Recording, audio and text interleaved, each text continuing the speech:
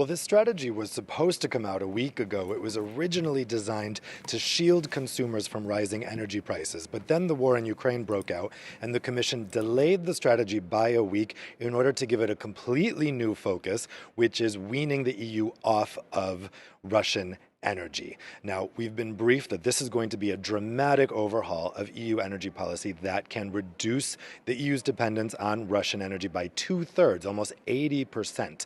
And the way it's going to do that is a combination of short-term measures, so replacing Russian pipeline gas with liquefied natural gas from allies overseas, and also a dramatic ramping up of the EU's climate policy, most notably quickly scaling up renewables, getting more energy storage, and having more energy efficiency. Now, the Commission, it looks like, as far as we've been briefed, and a leaked draft shows that the Commission hasn't given in to pressure, particularly coming from Eastern Europe, to lower climate ambition in response to this crisis. If anything, they are ratcheting it up. However, they are not proposing a raise in the EU's climate targets, which the Commission proposed last year. Now, what we're expecting is that the Commission is going to ask the European Parliament here in Strasbourg and also the European Council, which makes up national governments of the EU, to raise those targets, because the proposal is already out there. It's now in the legislative process, and the MEPs and the national ministers are able to ratchet up that ambition. However, we heard from MEPs this morning, they don't think this is a winning strategy. The head of the Green Group here in the Parliament, Philippe Lambert, told me this morning that he thinks the Commission should actually withdraw the climate proposals it made last year and re-propose them with higher, more ambitious targets, because the Council, which is made up of the national governments, almost always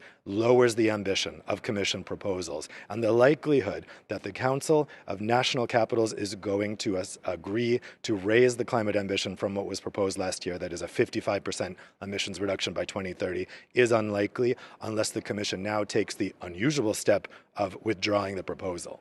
Dave, could this new strategy enable the EU to cut off all energy imports from Russia as part of sanctions? That's the key question. Look, this is going to be mulled over by national governments over the next days. And on Thursday, EU national leaders are going to be meeting for a summit in Versailles outside of Paris, and they will discuss this proposal. The key to watch is Germany. The US is pushing for the EU to at least include oil in its sanctions against Russia, if not gas. But we heard from German Chancellor Olaf Scholz yesterday, he is not crazy about that idea, because the fear is that if you ban oil imports from Russia, then Putin is going to go ahead and ban gas exports, and it's the gas that the EU is really addicted to. So the key question here is whether Olaf Scholz and the German government in general can be convinced by this strategy today that they have enough gas storage in the short term over the next weeks and a policy in place to get off of Russian gas by the end of this year, that they could possibly think about including energy in the Russia sanctions. All right, Dave, thanks so much for that. Dave Keating there reporting for us from Strasbourg.